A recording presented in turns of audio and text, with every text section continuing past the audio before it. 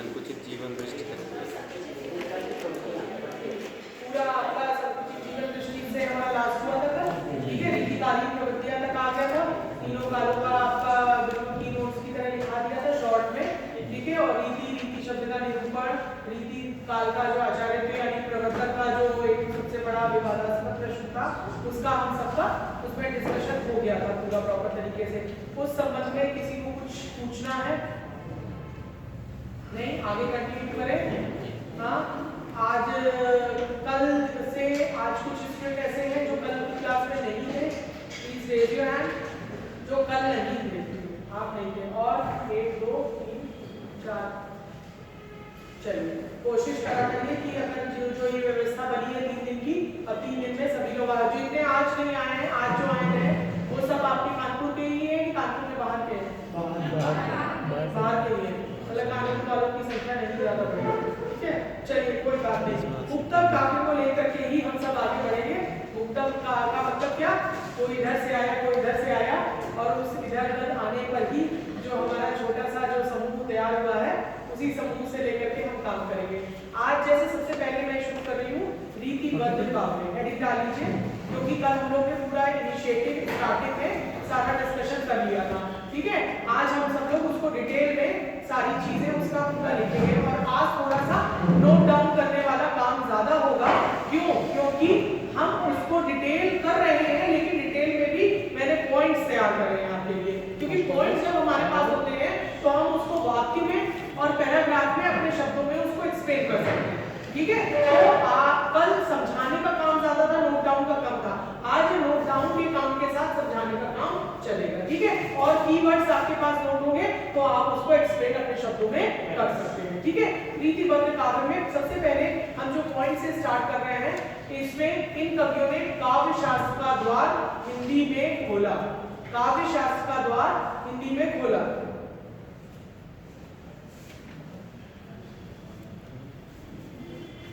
पांडित्य प्रदर्शन इन कवियों का प्रमुख ध्येय था। पांडित्य प्रदर्शन इन कवियों का प्रमुख ध्येय था।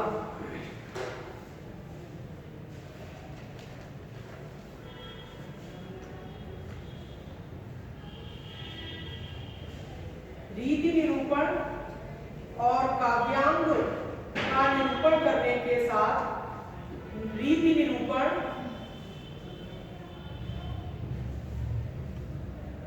और काव्यांग का निरूपण करने के साथ लक्षण ग्रंथों की भी रचना की।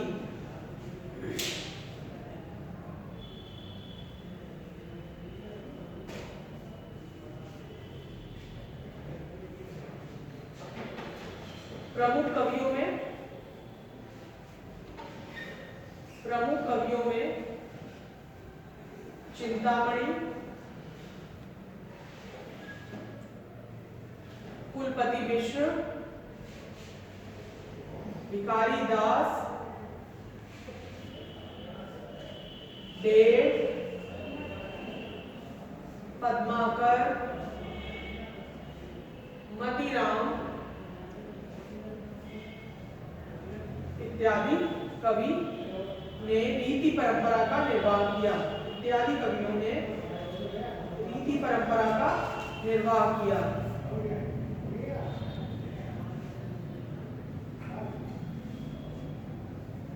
रीति निरूपण प्रमुखता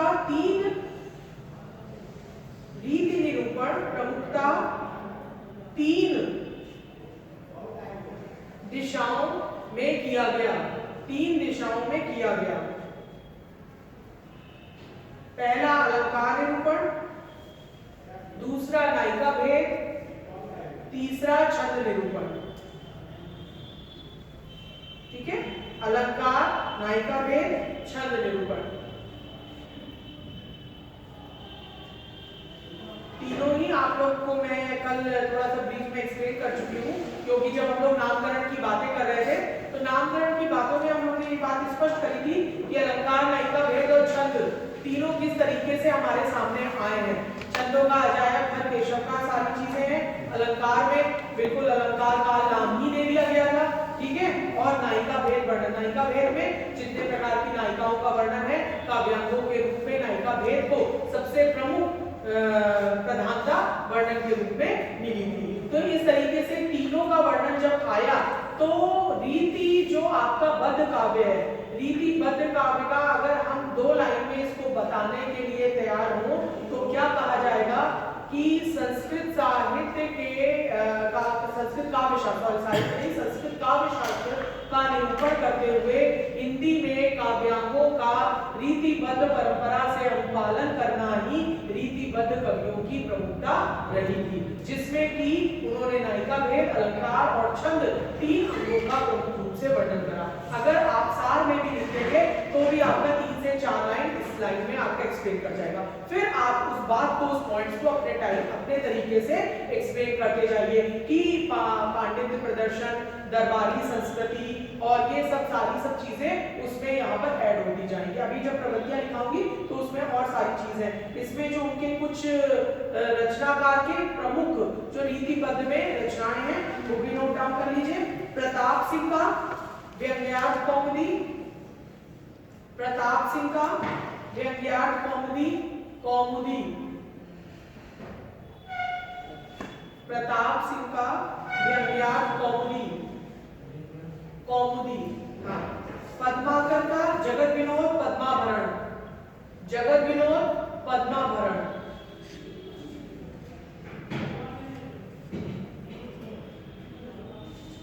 कृष्ण कवि अलंकार रत्नाकर, कृष्ण कवि के अलंकार रचना का नाम उनका अलंकार रत्नाकर। भिखारीदास की एक तो बहुत फेमस है, जानते हैं आप सभी, काव्य निर्णय, काव्य निर्णय, रस सारांश, छत्र प्रकाश, काव्य निर्णय, रस सारांश और छत्र प्रकाश। ठीक है। देव का भी एक आप बहुत अच्छे से जानते हैं, भाव विलास, काव्य रसायन, भाव विलास, काव्य रसायन। कुलपति मिश्र का रस रहस्य, कुलपति मिश्र का रस रहस्य। जसवंत सिंह का भाषा भूषण, जसवंत सिंह का भाषा भूषण। भूषण की हम रचनाएं जब वीर कवि पढ़ेंगे तो अलंकार प्रकाश केवल नीतिबद्ध की लिख लीजिए, बाकी 6 साल दशक और शिवा बागी जब वीर काव्य पढ़ेंगे तो हम लिखेंगे भूषण की केवल इसमें लिख लीजिए अलंकार प्रकाश, अलंकार प्रकाश। मतीराम की अलंकार पंचाशिका, अलंकार पंचाशिका। और दूसरी है कि व्रत कौमुदी, व्रत कौमुदी।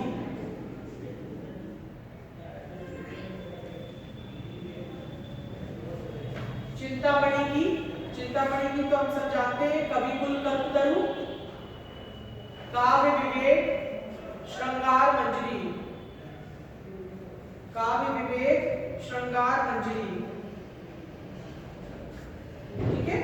ये आपके प्रमुख जो पूर्णतया काव्यांग, नायिका भेद और छंदों पर आधारित थे, ये आपके कुछ चुनिंदा ग्रंथ तो और भी बहुत है, लेकिन हम जिस टॉपिक पर चल रहे हैं उस टॉपिक के आपके यही सारे ग्रंथ हैं। ठीक है। इसके अलावा जो ग्रंथों की रचना हुई है वो अलग अलग आपके जब विभाजित आप करके पढ़ रहे हैं तो उसमें उसका वर्णन पड़ेगा। ठीक है। तो आपका ये जो, अगर आप एक तरीके से जो रीतिबद्ध कवियों और उनकी प्रवृत्तियां जो हेडिंग पढ़ी है उसमें अगर ये हेडिंग आप डालना चाह रहे हैं तो रीति निरूपण और उनके काव्य, रीति निरूपण या उनके ग्रंथ करके हेडिंग डाल सकते हैं आप। ठीक है। और दूसरी हेडिंग के रूप में आप लिखेंगे आचार्यत्व का अभाव, आचार्यत्व का अभाव। ठीक है। अब आचार्यत्व का अभाव कैसे, आपको ये सारी चीजें उसमें कोई जल्दी से उस चीज को मैं एक्सप्लेन कर चुकी हूँ, उसको थोड़ा सा कि कहने को रीतिबद्ध कवियों को आचार्य की संज्ञा दी गई, लेकिन ना उन्होंने संस्कृत काव्य शास्त्र का पूरा अनुपालन करा, ना ही उन्होंने, जैसे आचार्य रामचंद्र शुक्ल का कल मैंने कोटेशन जो लिखाया था उसमें कहा था कि ये कवि शिक्षक हो सकते हैं, कवि शास्त्रज्ञ हो सकते हैं, लेकिन आचार्य की कोटि में रीतिबद्ध कवि पूर्णता नहीं आ सकते, क्योंकि आचार्य का जो शब्द है, कहते हैं ना कि हर शब्द की अपनी मर्यादा होती है, उसकी मानक होते हैं, उसकी पूर्ति होती है। ऐसे ही किसी के नाम के साथ कोई चीजें लगा नहीं दी जाती। जो विशेषण लगाए जाते हैं, आचार्य एक विशेषण है, ठीक है। जैसे प्रोफेसर का आचार्य होता है, तो प्रोफेसर के लिए कितनी लंबी डगर पार करनी पड़ती है, और अब तो सारे मानक एपीआई के नाम पर पूरे करने पड़ते हैं। तो वो सारी सब चीजें इसीलिए बनाई गई। तो यहाँ पर मैं जो बात कह रही हूँ वो संस्कृत काव्य शास्त्र और काव्यांग और नायिका भेद का पूर्ण परिपाटी का अनुपालन ना करते हुए और अधकचरा ज्ञान का पालन करने के कारण अधकचरे लक्षण ग्रंथों का अनुपालन करने के नाम पर, क्योंकि उनका साध्य क्या था, उनका साध्य था पांडित्य प्रदर्शन, बाह्य दिखावा, चमत्कार प्रदर्शन, अपने ज्ञान को ये दिखाना कि जो मेरे समकक्ष बैठे हैं वो किसी स्तर से मुझसे योग्य नहीं है। इस कारण से साध्य और साधन दोनों उन्होंने यही बनाया, क्या, अपने आप को, अपने ज्ञान को, ठीक है। जब साध्य और साधन दोनों ही काव्य के अंग नहीं बने तो आपका वो चीज की पूर्ति कैसे होगी, चीज मतलब वो आपकी श्रेणी की पूर्ति कैसे होगी। तो ये बात यहाँ पर सिद्ध हो गई कि कवि शिक्षक हो सकते हैं, कवि शास्त्रज्ञ हो सकते हैं, ठीक है, कवित्व कर्म के में वो उच्च श्रेणी में जा सकते हैं, लेकिन आचार्य की श्रेणी में नहीं आ सकते। और इस बात का खंडन जो आचार्य रामचंद्र शुक्ल ने करा, उसका खंडन करने का तर्क बात सबने कही, लेकिन तर्क कोई स्पष्ट रूप से प्रस्तुत नहीं कर पाया। और जब तक तर्क का पाठ तभी होता है जब तक हम प्रमाण पुष्ट रूप से प्रमाणित ना कर दें, क्योंकि बातें जितने हो उतनी बातें। लेकिन यहाँ पर साहित्य में ये बातें नहीं चलती हैं कि आपने कहा और आपकी बात की प्रधानता दे दी गई, ठीक है।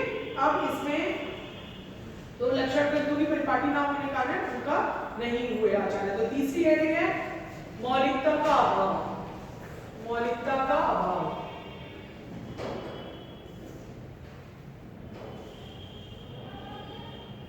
क्या मौलिकता का अभाव में आपका क्या आएगा, जो रीति ग्रंथकार रहे हैं उन्होंने जो पूर्व चली आ रही हुई परिपाटी थी, उस परिपाटी में अपने ज्ञान का मिश्रण तो करा है, लेकिन वो यथावत कर दिया है, उसमें अपना कुछ और नया करने के लिए।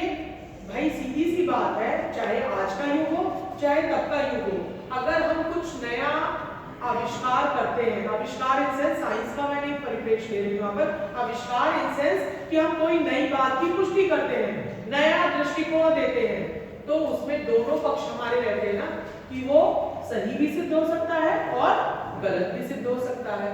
तो क्या उस समय की दरबारी संस्कृति में जो दबाव में जो कवि कर्म कर रहे थे, उनके पास ये विकल्प था कि वो नई दृष्टि, नए कलेवर के साथ अपनी बात को प्रस्तुत करते था क्या?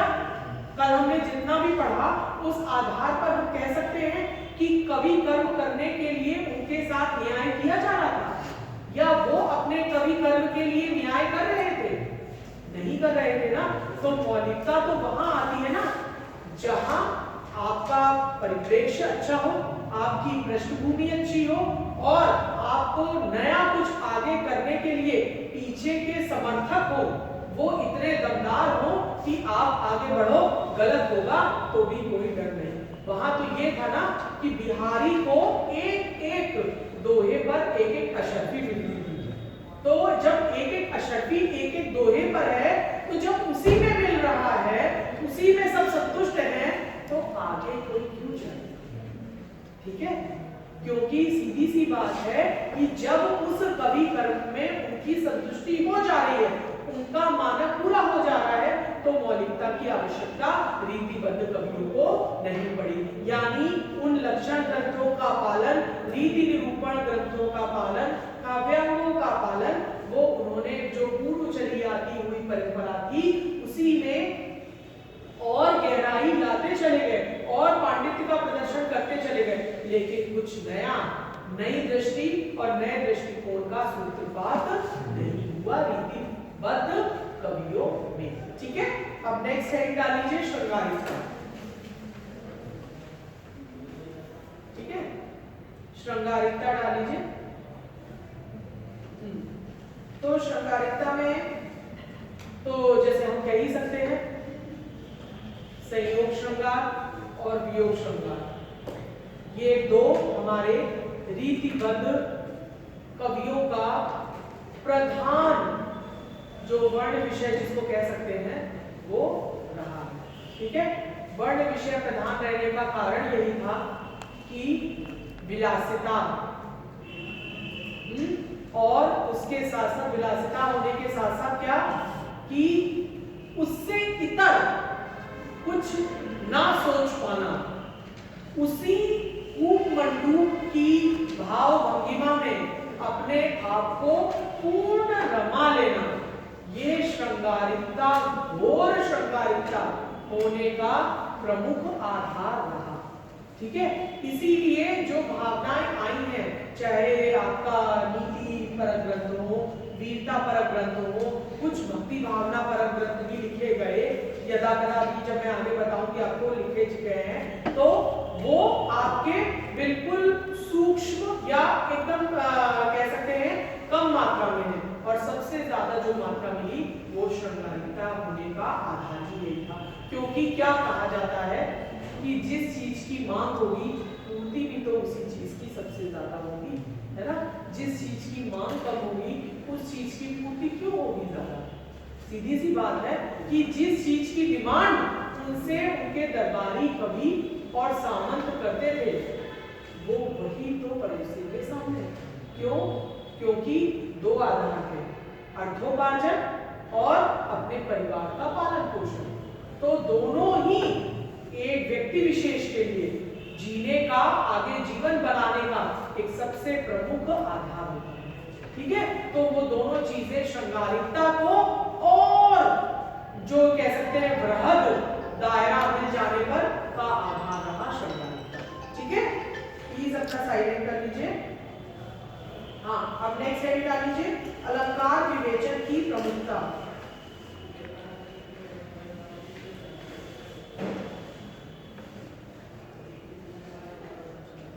अलंकार विवेचन की प्रमुखता।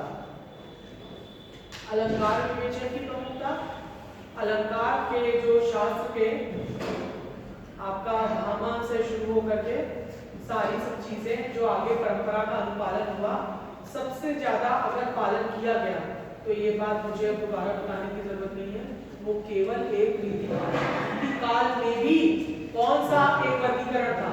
रीतिबद्ध। क्योंकि रीति सिद्ध और रीति मुक्त में तो बिल्कुल ही नहीं था। रीति सिद्ध में भी केवल यथा तथा मिल गए हैं हमें, क्योंकि बिहारी थे वहां पर प्रतिनिधि कवि के रूप में, यथा योग्य मिला है। लेकिन जो पांडित्य प्रदर्शन का जो आधार था, अलंकार शास्त्र की रचना करना, ये केवल रीतिबद्ध में ही मिला। कुछ अलंकार ग्रंथ, पर्टिकुलर अलंकार ग्रंथ है, वो लिख लीजिए आप इसमें। हाँ, संस्कृत आचार्य जयदेव के चंद्रालोक,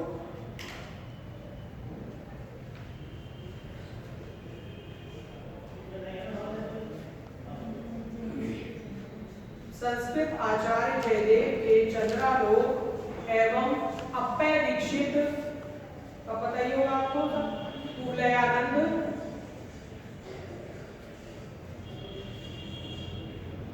का आधार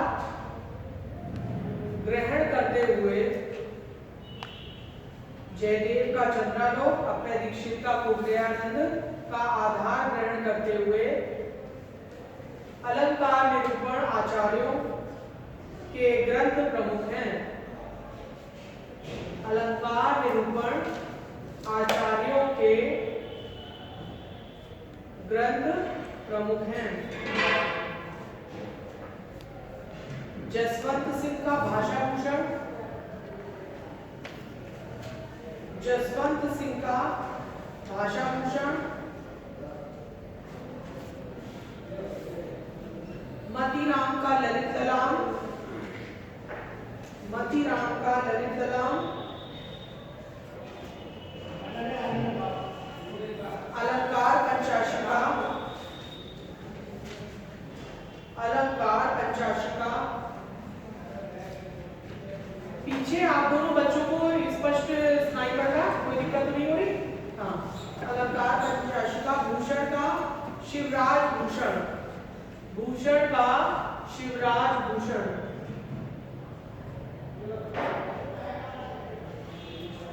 और पद्माकर का पद्माभरण, पद्माकर का पद्माभरण। ठीक है, ये आपके प्योर, जिसको कह सकते हैं प्रमुख रूप से अलंकार के शास्त्र हो गए। ठीक है, तो ये आपका रीतिबद्ध कवियों का जो मूल था, मेरे हिसाब से मैंने सब सारा इसका लिखा करके आपको ये सारी चीज स्पष्ट कर दी है। अगर आपका रीतिबद्ध आता है तो इसके आधार पर आप 1-1.5 पेज और बनाते हुए लेते हुए चले जाएंगे। ठीक है, क्योंकि इतने पॉइंट्स आपको एक्सपेंड करने के लिए, बड़ा करने के लिए अपना आंसर बिल्कुल पर्याप्त बेहतर है आपके पास। ठीक है, अब हम दूसरा वर्ग में आ रहे हैं, जो अब दूसरा वर्ग कौन सा है? रीति सिद्ध। रीति सिद्ध से एक बात स्पष्ट होती है क्या, कि ना तो इन्होंने पूर्णतया लक्षण ग्रंथों का अनुपालन किया, ना ही पूर्णता उससे अपने आप को मुक्त कर पाए। ठीक है, यानी लेते हुए अपनी बात को अपने तरीके से कहने का आशय का नाम है रीति सिद्ध कवि। और रीति सिद्ध कवि में एक ही केवल मात्र कवि आते हैं, बिहारी, और कहते हैं ना एक ही पर्याप्त है। पूरी सेना के बराबर बिहारी ने एक रचना लिख करके, कौन सी? बिहारी सतसई। उसके कितने दोहे हैं? यस, बिल्कुल सही। तो वो आपका ऑप्शन पर है, 713 लिखे तो भी सही माना जाएगा, 719 लिखे तभी कोई माना जाएगा, क्योंकि उस पर कोई कट इसलिए नहीं कर सकता क्योंकि जितनी जगह 713 माना जाता है उतनी जगह 719 माना जाता है। इसलिए आप उस पंक्ति को अपने यथा योग्य दोहों की संख्या लिख सकते हैं। इसमें कोई भी आपका आंसर को काटा, लाइन को काटा नहीं जाएगा। ठीक है, और इसमें लिखिए, रामचंद्र शुक्ल ने बिहारी को रसवादी कहा है। रामचंद्र शुक्ल ने बिहारी को रसवादी माना है या कहा है? डॉक्टर नगेंद्र ने इन्हें ध्वनिवादी कवि स्वीकार किया है। डॉक्टर नगेंद्र ने इन्हें ध्वनिवादी कवि स्वीकार किया है। ध्वनिवादी, ठीक है। और आपको तो ये पता ही है बिहारी सतसई किस भाषा में रची गई है? ब्रज भाषा में। कल जो हम लोग कह रहे थे ब्रज भाषा बरनी समय कविवर बुद्धि विशाल, लास्ट लाइन थी सबकी भूषण सतसई रची बिहारी लाला। ठीक है, तो ये आप ब्रज भाषा में जब आप लिखेंगे ब्रज भाषा का तो ये आप कोटेशन लिख सकते हैं। ये पर्टिकुलर अगर ब्रज भाषा केवल दे रहे हैं तो केवल एक लाइन लिखिएगा। ठीक है, ब्रज भाषा बरनी समय कविवर बुद्धि विशाल। लेकिन अगर आप रीति सिद्ध कवि पर लिख रहे हैं या पूरा रीति काल को कवर कर रहे हैं जिसमें रीतिबद्ध, रीति सिद्ध, रीति मुक्त तीनों आए, तो आप ये लिख सकते हैं कि सबकी भूषण सतसई रची बिहारी लाल। क्यों? क्योंकि इसमें आभूषण के रूप में सतसई को रखा गया है। ठीक है, और सतसई के लिए हम दूसरा दोहा भी इस्तेमाल करते हैं जो कि बहुत कॉमन है। क्या? देखन में छोटे लगे हम करें गंभीर। तो ये बात बिल्कुल अपने आप में सिद्ध है कि एक एक दोहा, जिसको कह सकते हैं रिमार्केबल, अमूल्य धरोहर, हाँ, एक एक दोहा जिसको अगर प्रतिनिधि कवि कहा गया है पर एक ही कवि से एक पूरा वर्ग समाहित हो जाए तो उसके लिए कुछ ज्यादा बातें कहने की आवश्यकता नहीं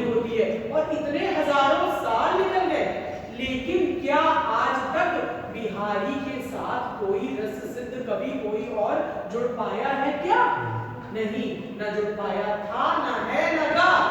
क्यों? क्योंकि उनके आप में, अपने आप में उन्होंने इतना पूर्ण कर दिया उसको कि उससे ज्यादा और कुछ जोड़ने की आवश्यकता नहीं पड़ेगी। ठीक है, और लिखे बिहारी जसई पर 50 से अधिक टीकाएं प्राप्त हैं।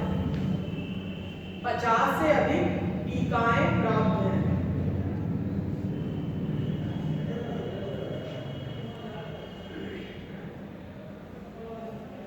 नेक्स्ट पॉइंट, टीकाएं मतलब समझते हैं ना, टिप्पणियां। ठीक है, हाँ, मतलब अकेले इस पर ही 50 से अधिक टिप्पणियां हो चुकी है। हाँ, नेक्स्ट पॉइंट लिखिए, बिहारी के पुत्र कृष्णलाल कवि ने, बिहारी के पुत्र कृष्णलाल कवि ने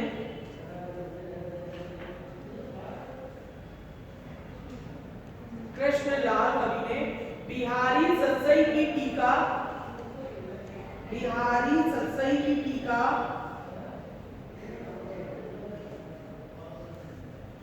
सर्वप्रथम सवैया छंद में, सर्वप्रथम सवैया छंद में ब्रज भाषा में लिखी।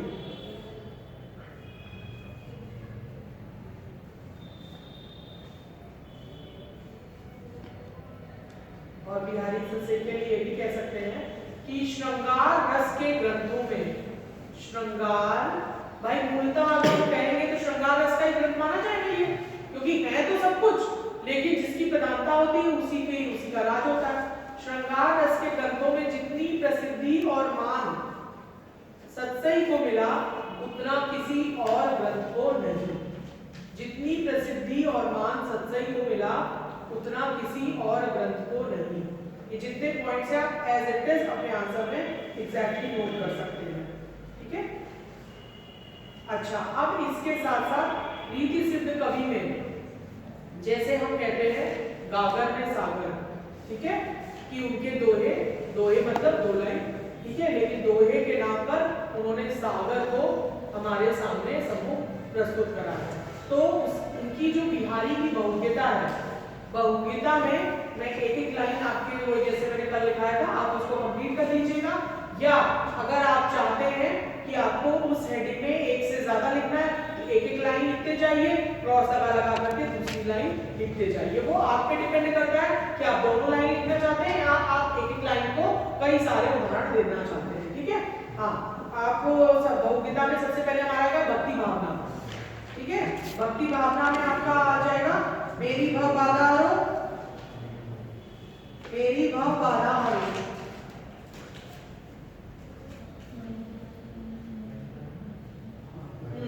दूसरा है श्रृंगार वर्णन, श्रृंगार वर्णन में लिखिए बतरस लालच लाल की मुरली धरे लुकाए, बतरस लालच लाल की मुरली धरे लुकाए। पूरा आप सब लोग लिखते जाएंगे क्योंकि इनके तो बहुत ही फेमस और रुचिकर दोहे हैं। विरह वर्णन में लिख लीजिए, श्रृंगार में के साथ ही दिखा रही हूं विरह वर्णन, करी विरह ऐसी तऊ गैल न छाड़त खींचू। लिख लीजिए, करी विरह ऐसी तऊ, करी विरह ऐसी तऊ गैल न छाड़त, गैल न छाड़त मीचू।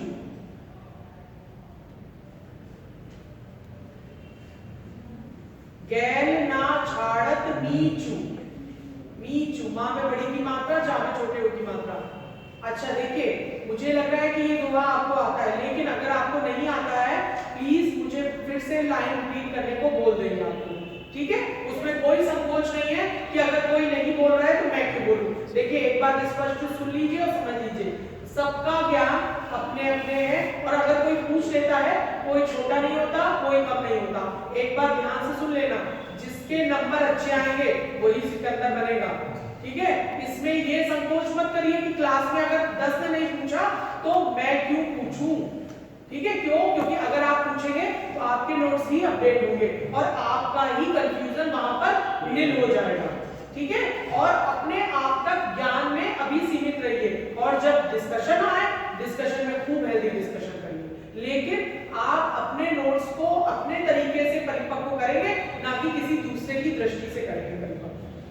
क्योंकि एग्जामिनेशन में आपको ही आंसर लिखना है। आप अपनी दृष्टि क्लियर रखेंगे तो बाकी पूरी क्लास से आपको मतलब नहीं। लेकिन मैं दोनों चीजें कह रही हूँ, इसमें स्वार्थी होने से काम नहीं चलेगा। आप अपने क्लास के ग्रुप में जितना हेल्दी डिस्कशन, देखिए हायर स्टडीज डिपेंड करती है हेल्दी डिस्कशन से। अगर आपका ग्रुप नहीं है तो एक छोटा सा ग्रुप मेंटेन करिए। ग्रुप मतलब ऑफिशियल ग्रुप नहीं, आपके जैसे गर्ल्स अपना 3-4 का कर ले, बॉयज अपना कर ले। इस तरीके से हेल्दी डिस्कशन से ये होता है कि जो चीज हमें कुछ कॉन्सेप्ट क्लियर नहीं है वो तुम्हें क्लियर है, और तुमने जो बोला, हमने तुम्हें जो समझाया, वो चीज हमेशा से बहुत स्पष्ट होती है। देखिए एक बात, ये मेरा अपना अनुभव, ये बात मैं खाली अपने लिए मैं बात नहीं कर रही, लेकिन जितना आप हेल्दी डिस्कशन करेंगे, ठीक है। जब मैं इसकी प्रिपरेशन कर रही थी तब सिविल की क्लासेस में पढ़ाती थी, ठीक है। सिविल की क्लासेस पढ़ाने का मुझे इतना फायदा मिला कि मुझे इंटरव्यू में और रिटन के लिए बिल्कुल भी कहीं किसी चीज से कहीं दोबारा किताब का ज्ञान नहीं लेना पड़ा, क्योंकि सब चीज यहाँ थी। और जब जो चीज यहाँ होती है ना, उसको लिखने में दिक्कत नहीं होती है, ठीक है। तो इसलिए ये बात आप ध्यान कर लीजिए, हेल्दी डिस्कशन करिए। और हेल्दी डिस्कशन से कहते हैं ना कि विद्या जितना खर्च करेंगे उतनी ही व्यय कृते वर्धते, ठीक है। तो मैं इसलिए आपसे बोल रही हूँ क्योंकि कुछ बच्चे मैं देख रही थी कि कुछ संकोच लग रहा है, इसीलिए मैंने ये बात कही, क्योंकि फेस रीडिंग मास के बाद भी समझ में आ रही है, ठीक है। हाँ, तो don't worry about it, you can ask easily without any hesitation. हाँ, तो मैं ये बात कह रही थी क्या कि हाँ, ये हो गया विनय वर्णन। नेक्स्ट आपका लिख लीजिए प्रकृति वर्णन। प्रकृति वर्णन, सघन कुंज छाया सुखद, सघन कुंज छाया सुखद, शीतल मंद समीर, शीतल है, शीतल है, शीतल मंद समीर। नीति परक वर्णन, हेडिंग डाल डाल के लिखते जाइएगा। नीति परक वर्णन हेडिंग डाल के, हेडिंग या पॉइंट जो भी आपको समझना है।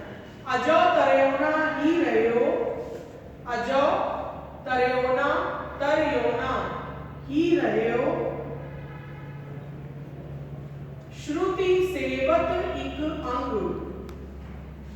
श्रुति सेवत एक अंग।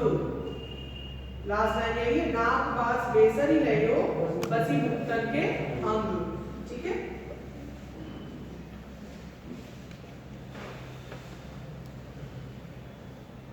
ध्वन्यात्मकता, ध्वन्यात्मकता, रनित भ्रंग घंटावली, रनित भ्रंग घंटावली, झरत दान मधुनीर, हाँ, रनित भ्रंग घंटावली, घंटावली, रनित है, रनित भ्रंग घंटावली, झरत दान मधुनीर,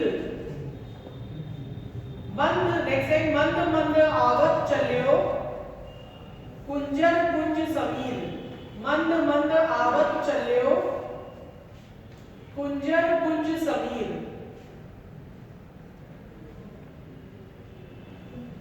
कुंजर कुंज समीर, ठीक है।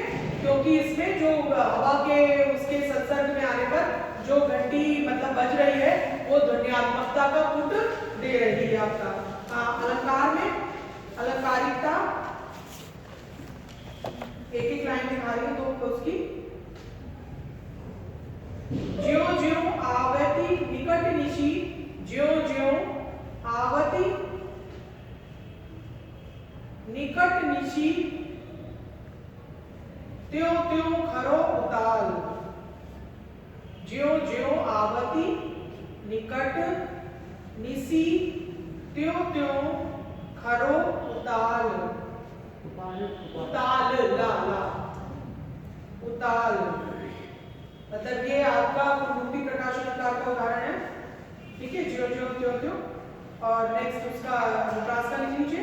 कल करक करकते सौगुनी तो मैं दिखाई चुकी थी, उसका करक करकते सौगुनी आपका उसमें तो है ही है आपका। हाँ, आप इसमें ये आपका तो करक करक में आप लिख सकते हैं, ये अनुप्रास का लिख लीजिए।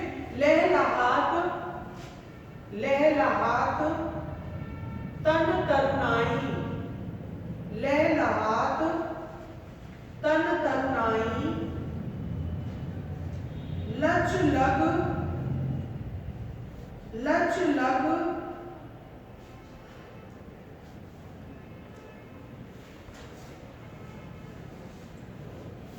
लौ लफनाई, लच लग लौ लफनाई, लफनाई। और उत्प्रेक्षा का भी कल आप लिख चुके हैं, सोहत ओढ़े तीन पटु श्याम सरोने का, बस एक लाइन वहां पर लिख लीजिए क्योंकि ये रीति सिद्ध का लिख रहे हैं तो आपको यहाँ पर इकट्ठा करना है, ठीक है।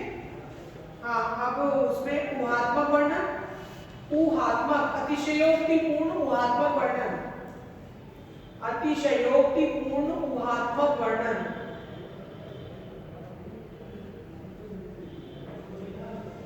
ऊहात्मक को कल मैं एक्सप्लेन कर चुकी हूँ कि जहां अतिशयोक्ति में भी इतना कल्पना का समावेश हो जाए कि हमें पता ही ना चले कि ये कल्पना के अर्थ में भी कहां तक स्थिर रह पा सकती, उसे ऊहात्मक वर्णन कहा जाता है, ठीक है। हाँ लिखिए, औंधाई सीसी सुलखी, औंधाई सीसी, सीसी है संजय वाला नहीं, सड़क वाला, औंधाई सीसी सुलखी, हाँ में छोटी मात्रा, सुलखी, बिरह बरनी बिरलात,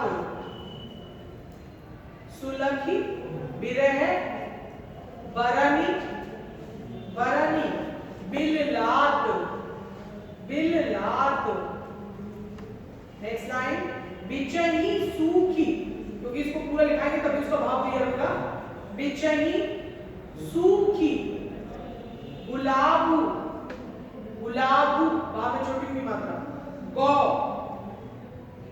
छीटो छुई ना जात, गात सॉरी, छीटो छुई ना गात, गात माने शरीर, छीटो छुई ना गात, यानी इतना विनय का ताप है, गुलाब जल डाला जा रहा है तो बीच में ही सूख गया, उसकी छीट भी शरीर पर छू नहीं पाएंगे। हाँ, आगे देखिए इसमें,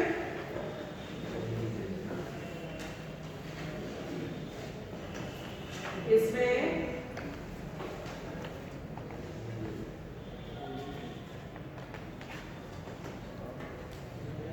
आखेट का भी कह सकते हैं या व्यंजना सौंदर्य कह सकते हैं। व्यंजना सौंदर्य अगर आप आशीषणी में डालें तो व्यंजना सौंदर्य डाल लीजिए, बहुगीता में तो सब चीज आ जाएगी।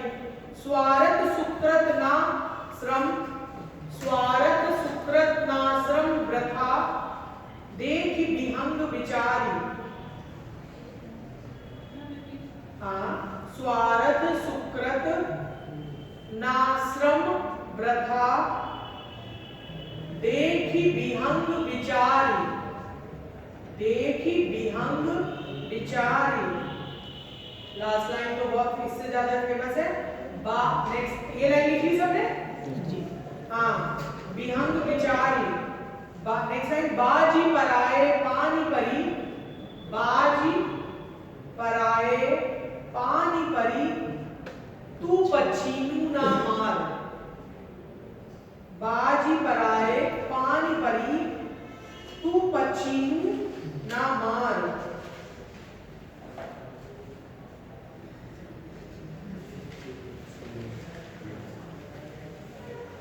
अलंकार में आपका जो एक असंगति अलंकार का भी जो बहुत फेमस है, अलंकार वाले में ही एक असंगति अलंकार का क्या है, ये वाला द्रग ऊर्जत टूटत कुटुंब, ये लिख लीजिए, बहुत बिल्कुल एकदम यूनिक टाइप का कोटेशन है आपका। द्रग ऊर्जत टूटत कुटुंब, जुरत चतुर चित प्रीति, द्रग ऊर्जत टूटत कुटुंब, जुरत चतुर चित प्रीति, परतिगांठ दुर्जन हिये दई नहीं गहरी, परतिगांठ दुर्जन हिये दई नहीं यह रीति। ठीक है, इसमें तो और भी जो आपको समझ में आए और भी कोटेशन ऐड कर लीजिएगा, लेकिन मेरे हिसाब से तो रीति सिद्ध में आपने पर्याप्त हो चुका है।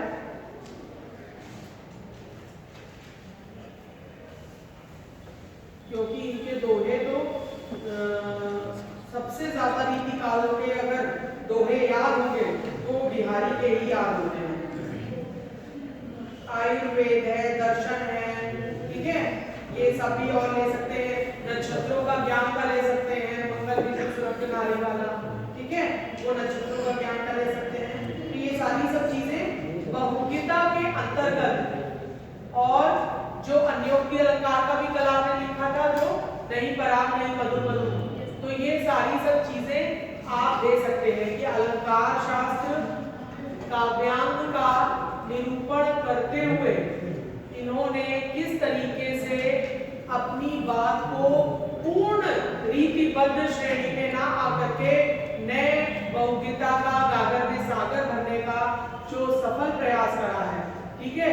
क्योंकि आचार्य शुक्ल जी, जैसे कल भी मैंने कहा था कि प्रशंसा जल्दी जल्दी वो किसी की करते नहीं थे, और बिहारी को उन्होंने हर बार हर रूप में, जब ऊहात्मक वर्णन आए तब भले थोड़ा बहुत टिप्पणियां करी हो, लेकिन बाकी किसी में नायिका वर्णन में भी इन्होंने कोई भी काम क्रीड़ा का वर्णन नहीं किया है, क्योंकि रीतिबद्ध कवि ऑलरेडी पूर्ण रूप से उसका विशद वर्णन कर चुके थे, ठीक है। तो रीति सिद्ध कवि में आपका ये एक मात्र आया, और इतने सारे उदाहरण और हेडिंग नोट करने के बाद आपके पास पर्याप्त, आपके पास आंसर रीति सिद्ध का भी ना आए, बिहारी को लेकर के आ जाए, बिहारी के दोहे को लेकर के आ जाए, रस सिद्ध कवि करके आ जाए, किस कुछ भी पूछ लिया जाए, आपके पास आंसर का मैटर पर्याप्त तैयार, ठीक है। अब हम लास्ट में आ रहे हैं रीति मुक्त कवि,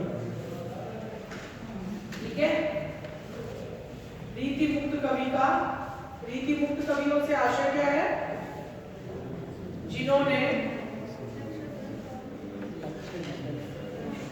रीति के लक्षण ग्रंथों की परिपाटी से अपने काव्य ग्रंथों को पूर्णतया मुक्त किया, ठीक है। तो इसमें पॉइंट्स लिखते लीजिए। इन कवियों ने रीतिकालीन परंपरा के अनुसार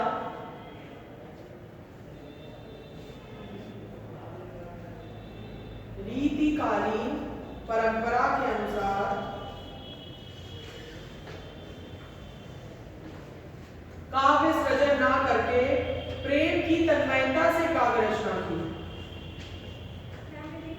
यस, रीतिकालीन परंपरा के अनुसार काव्य सृजन ना करके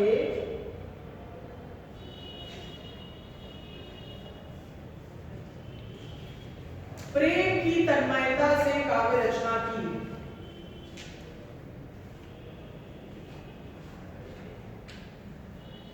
नेक्स्ट पॉइंट, हृदय की मार्मिक अनुभूतियों का निरूपण किया। हृदय की मार्मिक अनुभूतियों का निरूपण किया।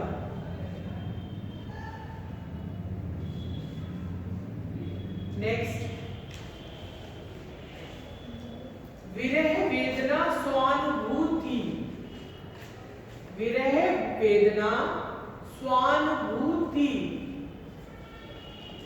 उसमें हृदय पक्ष की प्रधानता की।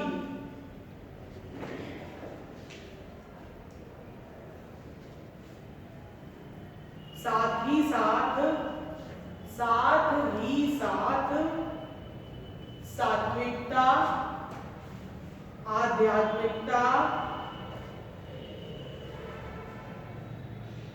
सात्विकता, आध्यात्मिकता, नितांत मौलिक और अनुभूति जन्य,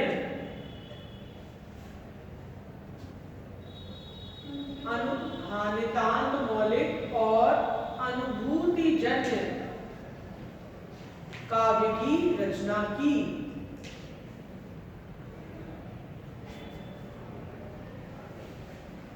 अब स्वानुभूत से मतलब क्या है कि बहुत सारे इसके ऐसे कवि थे जिन्होंने, देखिए रीति मुक्त का मतलब है रीति काल शुरू हुए समय हो गया था, वो आखिरी पायदान पर आए थे, ठीक है। क्योंकि किसी भी एक वर्ग का वर्गीकरण स्पेसिफाई जब होता है तो तब हम क्या क्या करते हैं कि तब तक हम पिछला अनुभव उस काल का ले चुके होते हैं, हम सारा एहसास कर चुके होते हैं कि क्या अच्छा था क्या बुरा था, तभी तो हम नया वर्ग स्थापित करने का प्रयास करते हैं, क्योंकि अच्छा हो तो नया वर्ग की आवश्यकता ही ना पड़े।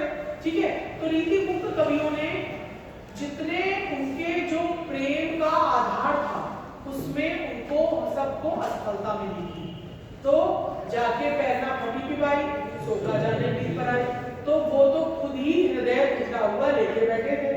लेकिन एक टूटा हृदय होता है कि आप विमुख हो जाओ अपने जीवन से। यहाँ पर ये उत्कृष्टता आपको रीति मुक्त कवियों में मिली कि वो विमुख नहीं हुए, बल्कि उसकी याद करते हुए, उसका ध्यान करते हुए उन्होंने एक जो प्रेम रस से पूर्ण होकर के जो भाव की उत्कृष्टता ले गए, वो रीति काल में अपने आप में अनोखी थी, क्योंकि भावों की उत्कृष्टता ना रीति सिद्ध में मिली थी, ना ही रीति बद्ध में मिली थी। ठीक है, ये आप मेरी बात से सहमत हैं आप सभी? क्योंकि भावों की व्यंजना सबसे उत्कृष्ट, जैसे तभी मैंने 2-3 शब्द आपको लिखा है, सात्विकता, आध्यात्मिकता, क्या इस तरीके की, और भाव प्रवणता, हृदय की गहराइयां, क्या इस जैसे शब्द मैंने कल में और आज में रीतिबद्ध रीति सिद्ध में यूज करे? नहीं करे, क्योंकि रीति मुक्त कवियों के अलावा रीतिबद्ध रीति सिद्ध में ये दो शब्द आए ही नहीं, क्योंकि उनका जो प्रेम था वो ऐहिक था, दैहिक नहीं था। ठीक है, क्योंकि दैहिक प्रेम एक काल विशेष की सीमा तक सीमित होता है, और जो इंद्रिय प्रेम होता है, भाव का प्रेम होता है, वो जीवन में जब तक व्यक्ति जीवित रहता है तब तक वो प्रेम उसका जीवित रहता है, वो हृदय की गहराइयों में बस रहता है। ठीक है, तो यहाँ पर रीति मुक्त कवियों का तो रीति की परिपाटी का अनुपालन नहीं करा, काव्यांगों का अनुपालन नहीं करा, संस्कृत काव्य शास्त्रों का अनुपालन नहीं करा, बल्कि उसकी जो अनुभूति थी वो अनुभूति हृदय की गहराइयों में पहले एहसास की, तब उसको साहित्य में उन्होंने उतारने का सफल प्रयास किया। ठीक है, इसमें कुछ प्रवृत्तियां हैं।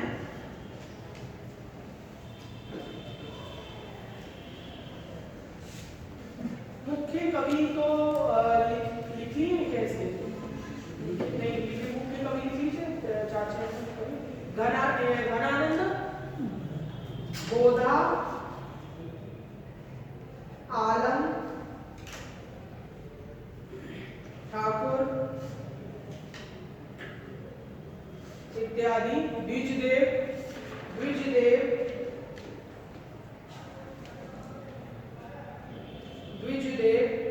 इत्यादि प्रमुख कवि हैं। ठीक है, बाकी 3 उपवर्गों में मैंने कल आपको विभाजित करके रीति मुक्त लिखाया था। ठीक है, नहीं 3 4 लिखाया था, 4 में क्या? प्रबंध काव्य, ठीक है, श्रृंगारी वर्णन, स्तुतिकार और नीतिकार। ठीक है, ये 4 आपके ऊपर मैंने लिखा दिए थे, इसको दोबारा रिपीट मैं नहीं करूंगी, ना उनके कवि करूंगी ना उनकी रचनाएं करूंगी, क्योंकि ऑलरेडी कल आप लोग लिख चुके हो उसको। ठीक है, अब सीधे हम लोग आ जाते हैं रीति मुक्त की प्रवृत्तियां या विशेषताएं। ठीक है, पहला है निकालिए, स्वच्छंद एवं अकृत्रिम प्रेम का चित्रण। स्वच्छंद एवं अकृत्रिम प्रेम का चित्रण।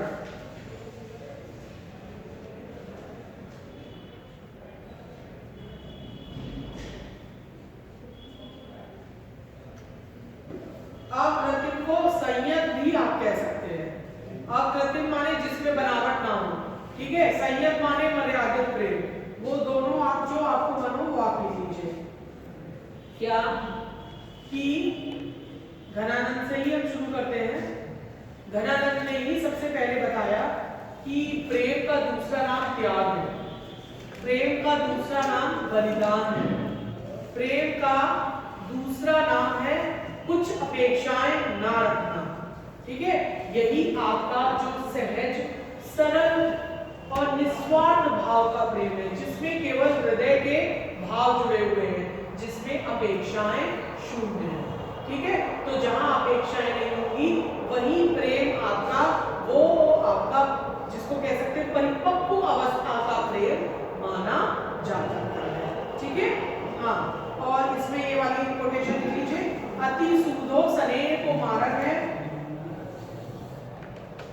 अति सूधो स्नेह को मारक है, जहां नेकु सयानक आंक नहीं।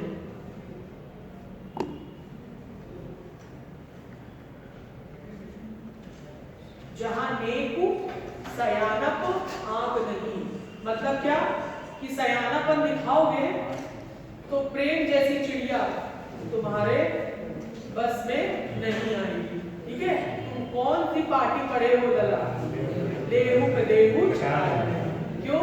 क्योंकि अगर गिव एंड टेक करोगे तो ये प्रेम नहीं है, ये तो व्यापार हो गया, और प्रेम में व्यापार नहीं है। ठीक है। हाँ, अब इसमें आपका सहयोग उसमें जो श्रृंगार स्वच्छता का दूसरा उदाहरण लिख लीजिए। ये तो प्रेम की सरलता का हो गया, लेकिन प्रेम सौंदर्य का और लिख लीजिए उदाहरण। लाजनी लपेटी चितवनी, लाजनी लपेट, ये भी ध्यान रखना ही है आपका। लाजनी लपेटी चितवनी, भेद भाव भरी, भेद भाव भरी, लसती ललित लोल चल तिरछनी में। रिपीट करिए। हाँ, लसती ललित लोल चलती, सॉरी चल, लोल चल तिरछनी में। ठीक है, और क्रॉस करते हुए एक और लिख लीजिए, बोधा कराइए।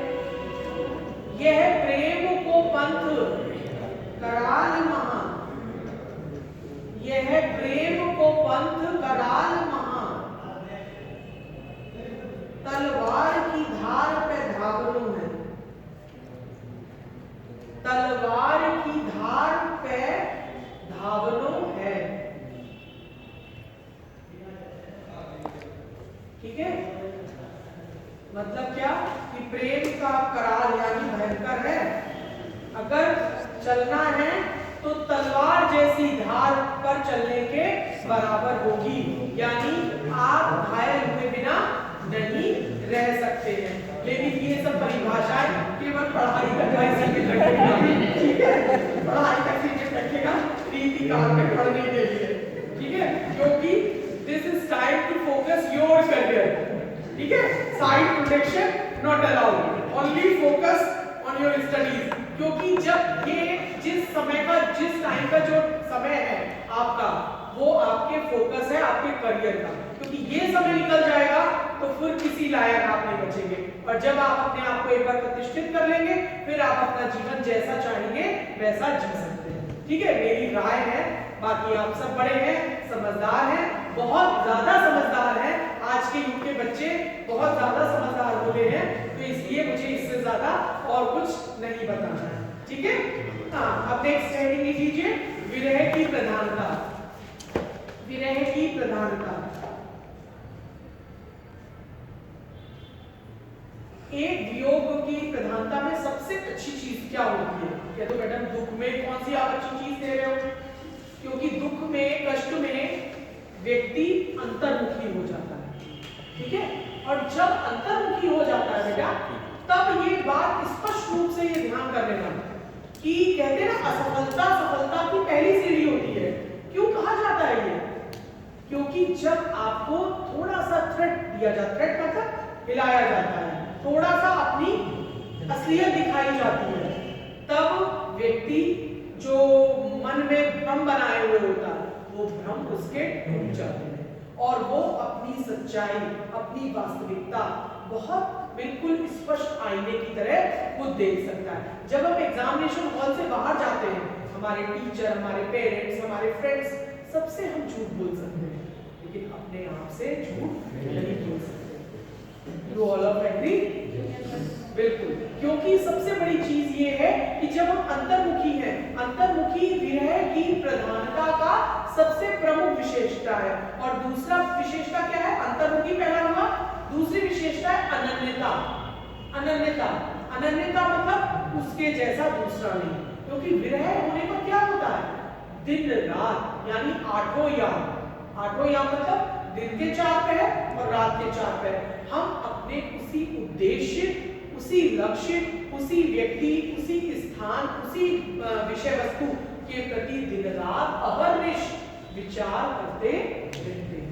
अहर्निश दिन और रात, आठों या चारों, कहते हैं ना जागती आंखों से तब हम सपने देखते हैं, और जब जिस दिन हम जागती आंखों से सपने देखेंगे उसी दिन समझ लेना कि आपका रास्ता बिल्कुल सही है। क्योंकि जुनून जब तक नहीं जगाओगे तब तक आज के युग में सफलता कभी आपको प्राप्त नहीं होगी। ये ध्यान रख लेना। पीएचडी का दूसरा नाम रिकॉर्ड हो रहा है, वो बोल रही हूँ पागल होके देखो। मतलब क्या है पागल का मतलब? क्या अनमयस्क नहीं पागल, जुनून वाला पागल। ठीक है, हम सब लोगों ने तो पीएचडी अगर ओरिजिनल करनी और आपको ओरिजिनल ही करनी पड़ेगी, क्लैरिटी इतना ज्यादा हो गया है, टेस्ट देना है, लेकिन अगर आपने ओरिजिनल तरीके से जुनून की हद में अपना कुछ लेखन कार्य करा, मेरी बात 100% अभी नहीं मानोगे, लेकिन आगे ये बात समझ में आएगी अगर मेरी बात थोड़ी बहुत भी कहीं दिमाग के कोने में रह गई, कि वो तब जो कॉन्फिडेंस डेवलप होगा वो आपकी आंखों से दिखाई पड़ेगा, आपकी भाषा में आएगा, आपके पूरे व्यक्तित्व में आएगा, और कहीं से कट पेस्ट होता है तो वो आत्मविश्वास। ठीक है, ये और आप भीड़ में अपने आप से अलग पहचाने जाएंगे, क्योंकि शो ऑफ कपड़ों से फॉर टाइम बीइंग होता है। ब्रांडेड कपड़े थोड़ी देर रुक सकते हैं, लेकिन उन जो आपका पर्सनैलिटी का ब्रांड बनेगा वो फॉर लॉन्ग लिव होगा। राइट? तो इसलिए पढ़ो उस तरीके से कि हम अपने लिए पढ़ रहे हैं, किसी दूसरे को दिखाने के लिए नहीं पढ़ रहे हैं। ठीक है, थोड़ा सा बीच में डिस्ट्रैक्ट हो गई, सॉरी, लेकिन हाँ तो हम पॉइंट से रिलेटेड ही थे सारी चीजें। देखो एक बात बता दूं, विषय की पाठ्य वस्तु के साथ साथ हमारा मॉरल बूस्टअप होना भी बहुत जरूरी है, क्योंकि मन के हारे हार है, मन के जीते जीत है। जब हम मन से जीत जाएंगे तो आधी जंग तो हमने वैसे ही जीत ली। ठीक है, हाँ नेक्स्ट अब इसमें लिखिए कि 2 पॉइंट लिखिए। तीसरा पॉइंट है हृदय द्रावक चित्त आकर्षक। पहला पॉइंट था आपका अंतर्निहित या अंतर्मुखी होना, दूसरा पॉइंट था अनन्यता, तीसरा पॉइंट है आपका हृदय द्रावक होना। तीसरा क्या है? हृदय द्रावक, द्रावक द्रावक द्रावक माने द्रवित होना, हृदय द्रावक होना, चित्ताकर्षक होना, चित्त आकर्षक होना, मार्मिकता होना। ठीक है, और आखिरी पॉइंट है बाह्य आडंबर से विहीन होना, बाह्य आडंबर से विहीन होना। ठीक है, तो ये जितने भी पॉइंट्स लिखे इन सारे पॉइंट्स को आप एक्सप्लेन कर सकते हो।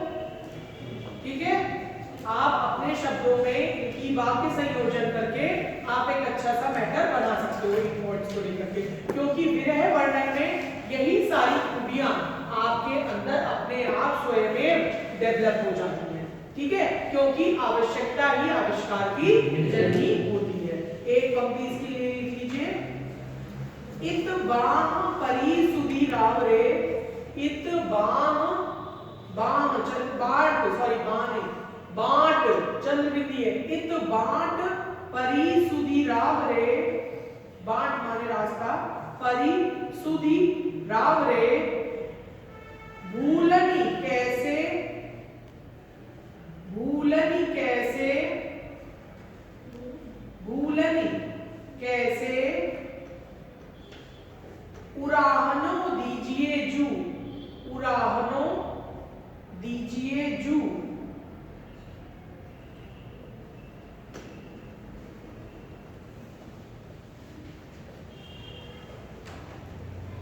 हाँ नेक्स्ट उसमें लिख लीजिए एक लाइन और, रैना दिना घुटी गो, रैना दिना घुटी गो, करे प्राण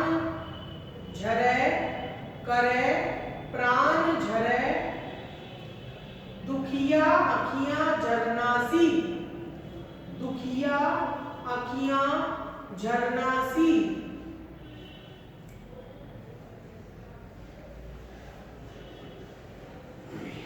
ठीक है, ये आपके दो पंक्तियां हो गई इसमें। हाँ, नेक्स्ट पॉइंट है, डाल लीजिए स्वानुभूति का चित्रण।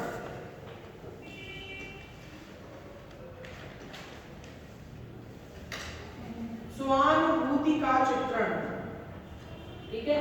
स्वानुभूति जैसे घनानुभूति तो आपको जानना होगा, से आपका प्रेम उसमें स्पष्टि है, बोधा का था, इस तरीके से आपका अलग अलग उसमें है। तो स्वानुभूति मतलब वैयक्तिक प्रेमानुभूति को, वैयक्तिक प्रेमानुभूति को काव्य का विषय बनाना,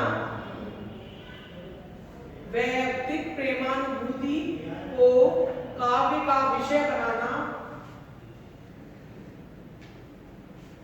और जीवन की वास्तविक अनुभूति को, जीवन की वास्तविक अनुभूति को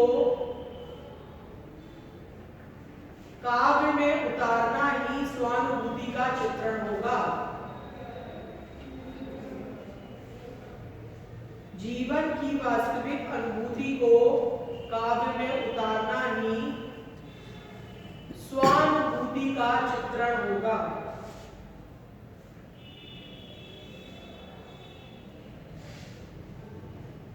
हाँ, आप नेक्स्ट उदाहरण में स्वानुभूति प्रेम का चित्रण देख लीजिए, लिख लीजिए। जा थल कीन्हे विहार, जा थल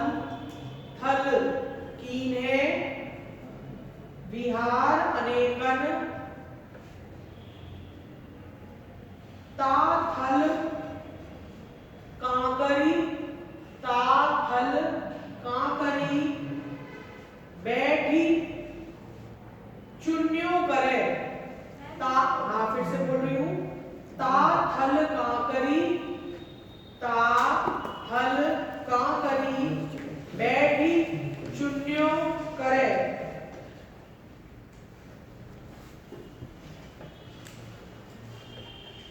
इसमें अगर लिख सकते प्रेम की पीर, प्रेम की पीर की व्यंजना इन कवियों में हुई है।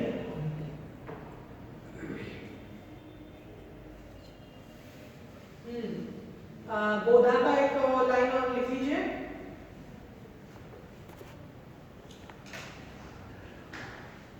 अति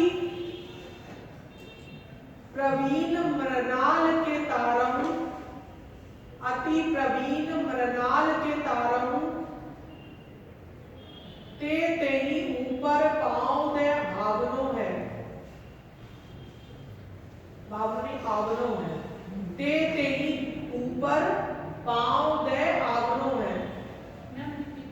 यस, अति प्रवीण मृणाल के तारम ते तही ऊपर पांव दे आवनो है। नेक्स्ट हेडिंग लिख लीजिए सौंदर्य चित्रण, सौंदर्य चित्रण।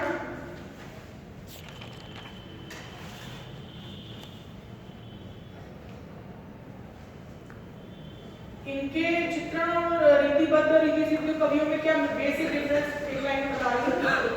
स्थूल और मांसल चित्रण का अभाव रीति मुक्त कवियों के सौंदर्य चित्रण में रहा है। स्थूल और मांसल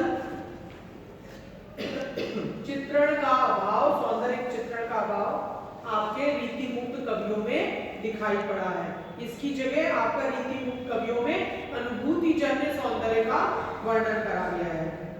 उदाहरण लिख लीजिए।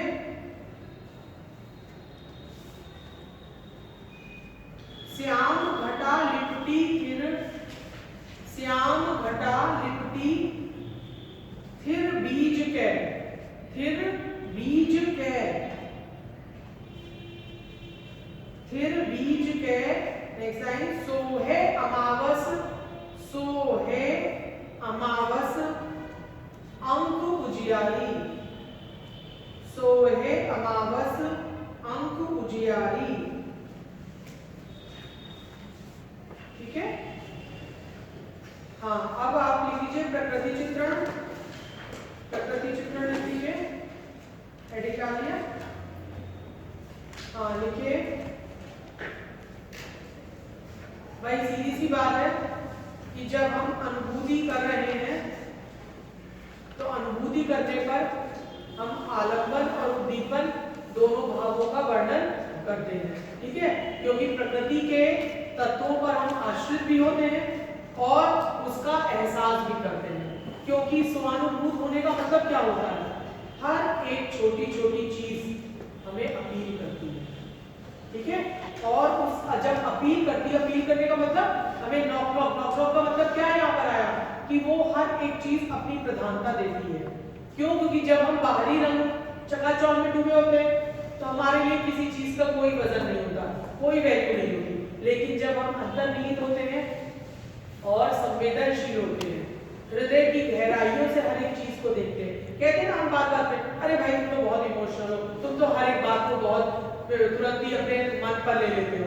तो क्या है वो? जब कभी हृदय होता है तो कभी हृदय अगर अनुभूति परक हुआ तो वो समझ लीजिए कि वो स्वर्ण नहीं हुआ, वो कुंदन बन गया, ठीक है, क्योंकि स्वर्ण चमकीला तो होता है लेकिन उसमें मिलावट हो सकती है, लेकिन कुंदन जब बनता है तो वो आग से बहुत ज्यादा देर तक गुजर करके जाता है। यानी इतने संघर्ष और परेशानियों के बाद जब वो निकलता है तो जो प्रकृति का आधार लिया वो इतना सुंदर और इतना मनमोहक वर्णन लिया जिससे कि हम जब प्रकृति का वर्णन पढ़ते हैं, देखिए रीति सिद्ध और रीतिबद्ध में भी आया प्रकृति का वर्णन, लेकिन वही जैसे मैंने कहा ना, अपने अपने दृष्टिकोण से सबने प्रकृति का भाव लिया। जैसे कल मैंने उद्दीपन भाव को बताया था कि हम क्लास में बैठे बैठे या कहीं बैठे बैठे फील कर सकते हैं अपने दृष्टिकोण के अनुसार, लेकिन रीति मुक्त कवियों का उन्मुक्त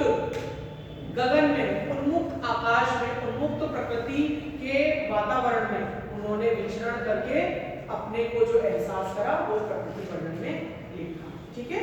हाँ, अब क्या जैसे उसमें कि मेघाच्छादित आकाश है, प्रेयसी को आकाश के माध्यम से मेघदूत बना करके वर्णन कर रहे हैं, तो ये क्या है? प्रकृति का पूर्ण उपयोग करना। हाँ, लाइन लिख लीजिए।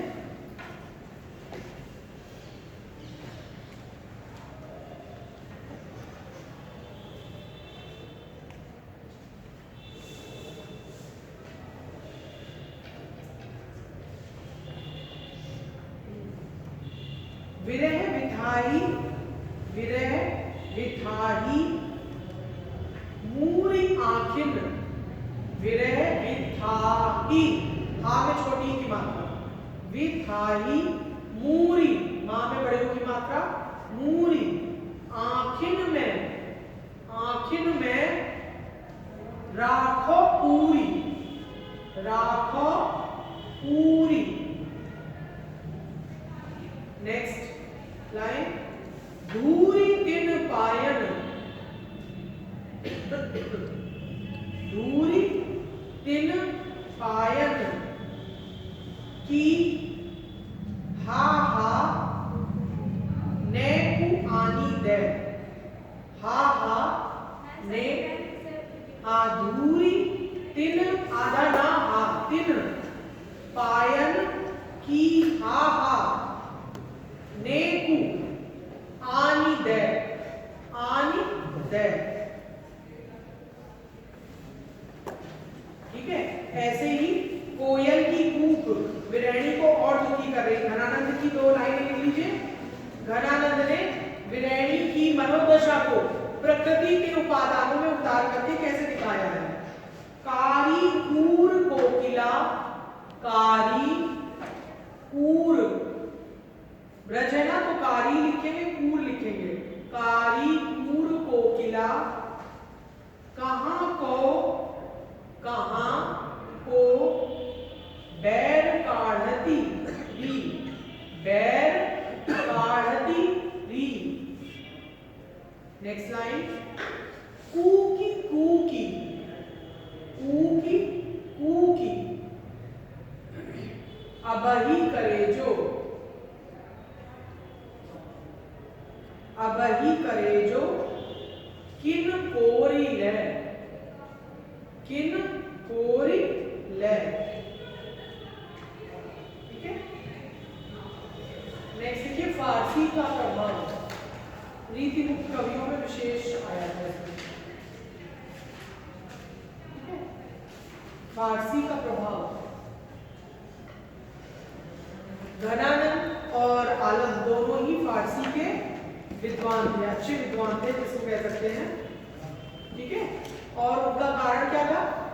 घनानंद मोहम्मद शाह रंगीले के दरबारी कवि थे, ठीक है, इसलिए फारसी का प्रभाव से वो अछूते नहीं रह सकते थे।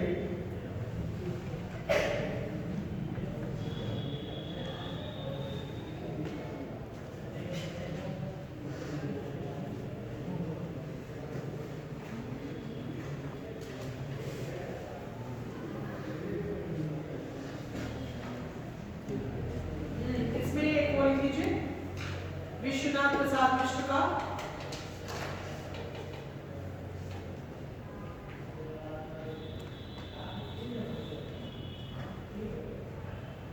लौकिक पक्ष में इनका विरह निवेदन, लौकिक पक्ष में इनका विरह निवेदन फारसी काव्य की वेदना की, फारसी काव्य की वेदना की, हाँ, लौकिक पक्ष में इनका विरह निवेदन फारसी काव्य की वेदना की विवृत्ति के साथ, विवृत्ति, विवृत्ति माने लगातार रिपीट होना, फारसी काव्य की वेदना की विवृत्ति, विवृत्ति से प्रभावित है और विवृत्ति से प्रभावित है और अलौकिक पक्ष में, अलौकिक पक्ष में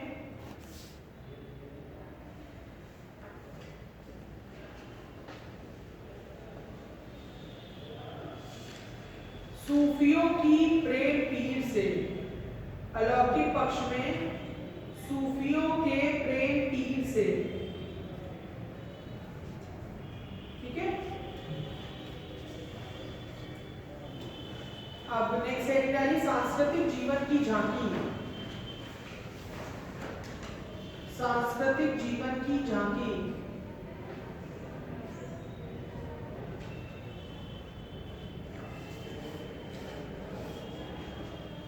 पहली बार रीतिकाल में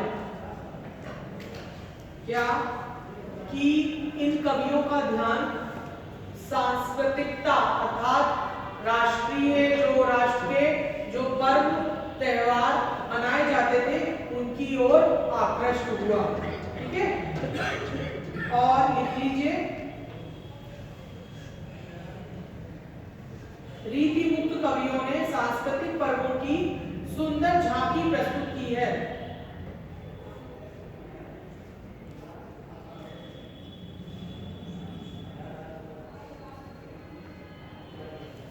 सांस्कृतिक पर्वों की सुंदर झांकी प्रस्तुत की है। इस दृष्टि से सर्वाधिक महत्व ठाकुर की रचनाओं का है। इस दृष्टि से सर्वाधिक महत्व ठाकुर की रचनाओं का है, रचनाओं का है, जिनमें बुंदेलखंड के सांस्कृतिक जीवन की सजीव झांकी है, जिसमें बुंदेलखंड के सांस्कृतिक जीवन की सजीव झांकी है।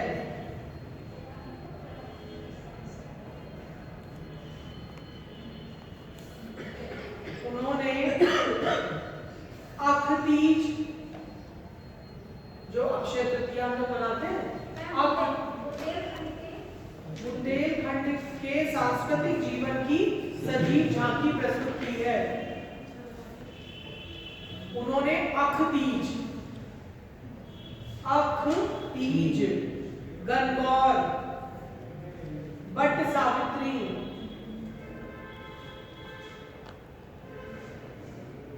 आदि का बहुत ही भावप्रवण चित्रण किया है।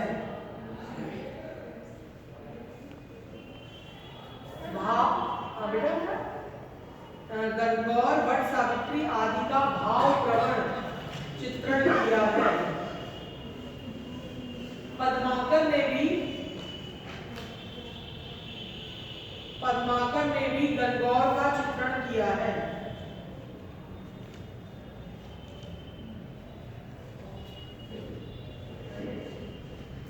का स्वरूप, भक्ति का स्वरूप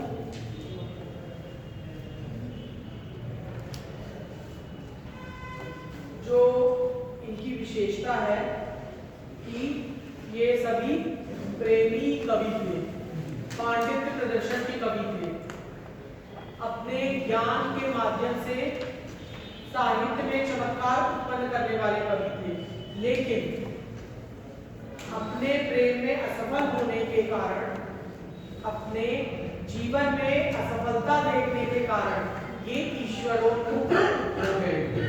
ठीक है, यही कारण था जो इनके काव्य में यत्र तत्र भक्ति का समावेश भी हो गया। क्यों भक्ति का समावेश? क्योंकि जब हम मन से निराश होते हैं तो हम निश्चित ही रूप से ईश्वर की ओर उन्मुख होते हैं। यही बस आप एक बात लिख लीजिएगा, उसमें उसको एक्सप्लेन कर लीजिएगा कि आत्माभिव्यक्ति और ईश्वरोन्मुख होना इनका प्रेम में असफल होने का आधार माना गया। आत्माभिव्यंजना या आत्माभिव्यक्ति इनके प्रेम में असफल होने का आधार माना गया। यस, उसको रिपीट कर दीजिए मैम, क्लियर नहीं है, रिपीट कर दीजिए पूरी लाइन। अच्छा, नहीं मैं देख करके नहीं बोल रहा, तो अपने पॉइंट्स को बना रहे। देखो आत्माभिव्यक्ति लिखा या आत्माभिव्यंजना लिखा, आत्माभिव्यक्ति और उसके साथ साथ विरह में या प्रेम में असफल हो जाना, प्रेम में असफल हो जाना, विरह की अधिकता होना, भक्ति का आधार बनी, भक्ति का आधार बनी, जिसके कारण इस वर्ग के कवि, जिसके कारण इस वर्ग के कवि ईश्वरोन्मुख हो गए, जिसके कारण इस वर्ग के कवि ईश्वरोन्मुख हो गए। ठीक है,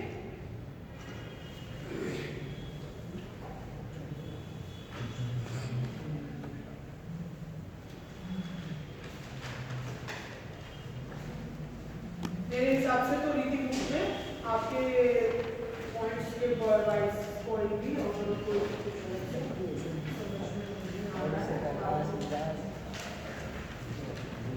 इसमें अगर जैसे एक क्वेश्चन आता है रीति मुक्त और रीति वर्ग का साम्य वैषम्य, तो आपके पास सारी प्रवृत्तियां हैं, प्रवृत्तियों के आधार पर आप साम्य वैषम्य जो है मेन, क्योंकि समानता भी है और असमानता भी है, ये दोनों चीजें आप आराम से लिख सकते हैं।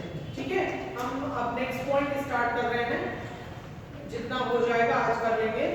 ठीक है, डाल लीजिए हेडिंग हिंदी में रीति ग्रंथकार, प्रमुख रीति ग्रंथकार, हिंदी में प्रमुख रीति ग्रंथकार और उनका काव्य।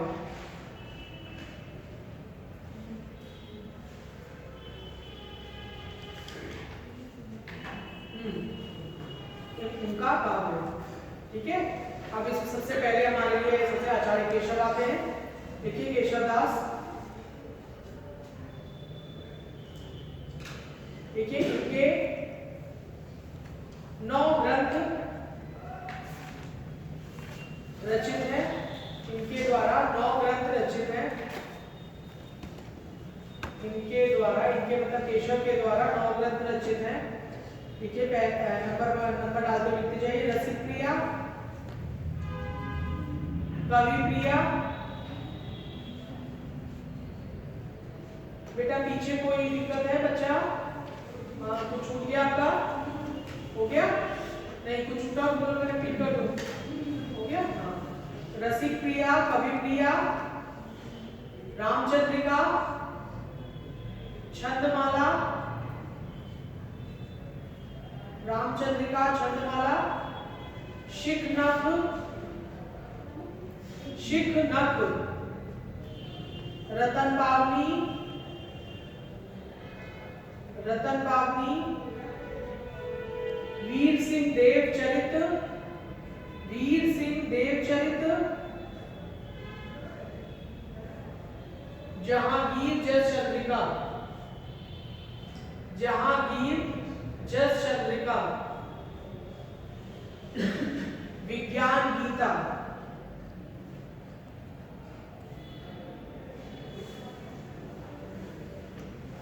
ठीक है। ये हो गए। इसमें थोड़ा बाइफरकेशन है, बाइफरकेशन लिखते जाइए जल्दी से। इन ग्रंथों में से कवि प्रिया, रसिक प्रिया और छंदमाला, इन ग्रंथों में से कवि प्रिया, रसिक प्रिया, छंदमाला ही रीतिपरक ग्रंथ हैं। कवि प्रिया, रसिक प्रिया, छंदमाला ही रीतिपरक ग्रंथ हैं।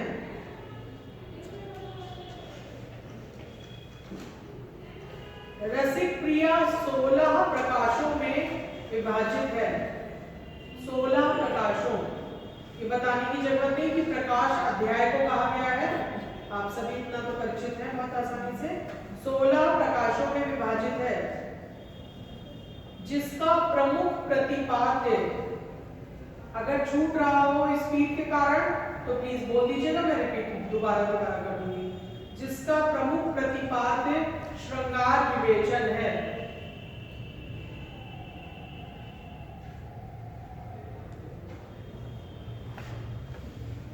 तेरह प्रकाशों में श्रृंगार चर्चा है। क्या है? 13 प्रकाशों में श्रृंगार की चर्चा है और शेष 3 अन्य प्रकाशों में, और शेष 3 अन्य प्रकाशों में विभिन्न रस वृत्तियों, विभिन्न रस वृत्तियों और काव्य दोषों का विवेचन है। विभिन्न रसों, वृत्तियों एवं काव्य दोषों का विवेचन है। नेक्स्ट पैराग्राफ चेंज कर दीजिए। कवि प्रिया, केशव ने अपने आश्रयदाता इंद्रजीत की राजनर्तकी,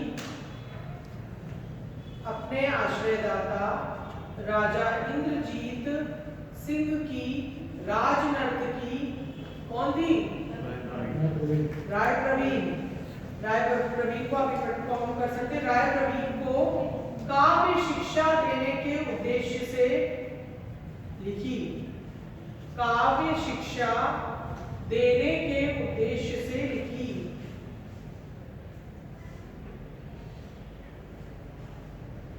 ठीक है, नेक्स्ट लाइन। छंदमाला में, छंदमाला में इन्वर्टेड कॉमा करिएगा। छंदमाला में कवि ने 77 छंदों के लक्षण, 77 छंदों के लक्षण और उदाहरण प्रस्तुत किए हैं।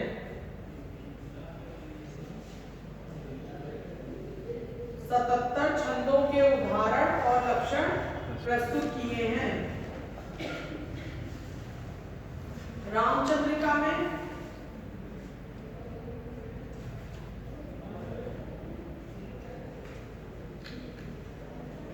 केशव ने अपने समस्त ज्ञान और पांडित्य का उपयोग करके, समस्त ज्ञान और पांडित्य का उपयोग करके उत्कृष्ट महाकाव्य की श्रेणी में ले आए। उत्कृष्ट महाकाव्य की श्रेणी में ले आए। पांडित्य प्रदर्शन करके इसे उत्कृष्ट महाकाव्य की श्रेणी में ले आए।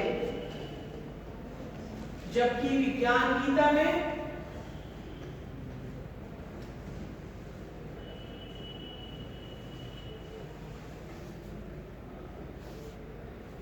एक आध्यात्मिक ग्रंथ के रूप में लिखा, आध्यात्मिक ग्रंथ के रूप में लिखा, जिसमें कवि ने दार्शनिक विचारों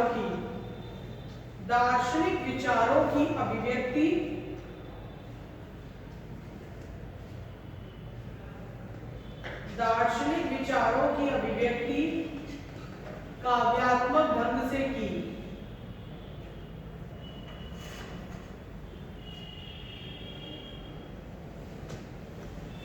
लाइन चेंज, एरो करके लिखते जाइएगा।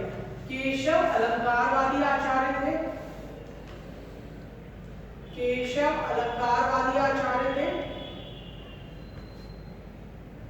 इन्होंने भामह और दंडी की परंपरा का अनुसरण किया।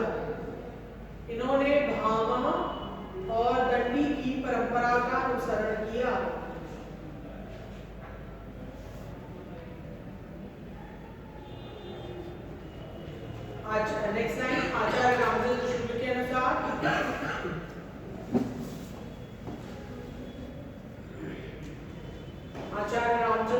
अनुसार केशव को कवि हृदय नहीं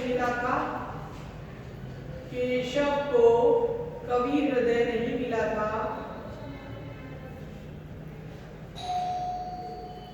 उनमें वह सहृदयता, भावुकता ना थी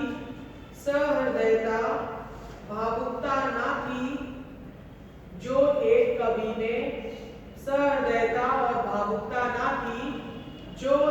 कवि में होनी चाहिए।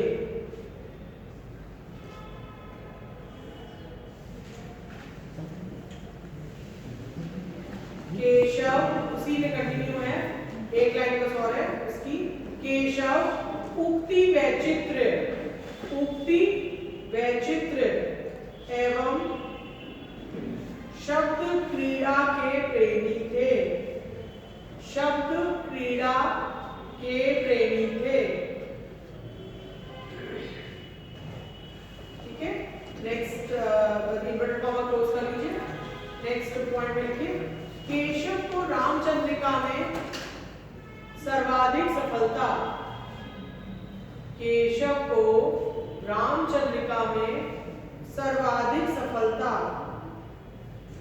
संवाद संयोजन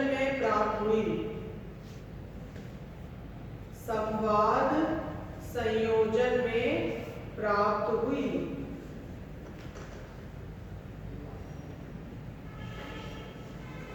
उनके संवादों में पात्र अनुकूलता, वाग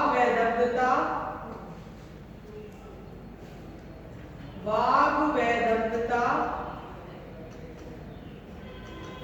व्यंजना सौंदर्य, पात्र अनुकूलता, वाग वैदग्ध्यता, व्यंजना सौंदर्य जैसे गुण विद्यमान थे। ठीक है, केशव भाई मुख्य कवि थे, इसलिए मैंने थोड़ा इतना ज्यादा डिटेल लिखाया, क्योंकि केशव को ही इंडिकेट करके क्वेश्चन भी आते हैं आपका। तो केशव के बारे में भी बाकी जब आएंगे तो हम रीति पद्धति प्रमुखता सारी लेते चले जाएंगे, लेकिन अगर केशव को इंडिकेट करते हुए लिखा है तो कम से कम एक पेज तो केशव के बारे में होना ही चाहिए ना, क्योंकि रीति बद्ध को लेकर के ही केशव को आप हाईलाइट नहीं कर सकते। ठीक है, दूसरे कवि है चिंतामणि की बस छोटा सा पैराग्राफ है, आगे जो प्रमुख कवि है वो और लास्ट जो कल कर रहा हूँ कल करूँगी। ठीक है, परेशान ना होइए, ज्यादा आगे आपका समय में नहीं होगी। चिंतामणि लिखिए, आचार्य चिंतामणि प्रसिद्ध कवि भूषण और मतीराम के अग्रज थे। प्रसिद्ध कवि भूषण और मतीराम के अग्रज थे। इनके द्वारा रचित 5 ग्रंथों का उल्लेख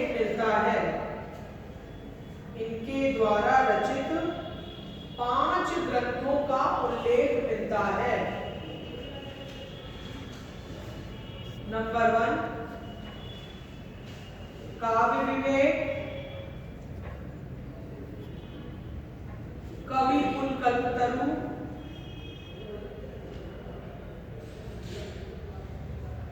काव्य प्रकाश,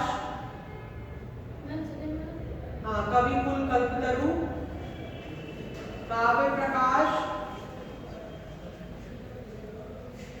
रसमंजरी, पिंगल और रामायण, पिंगल और रामायण,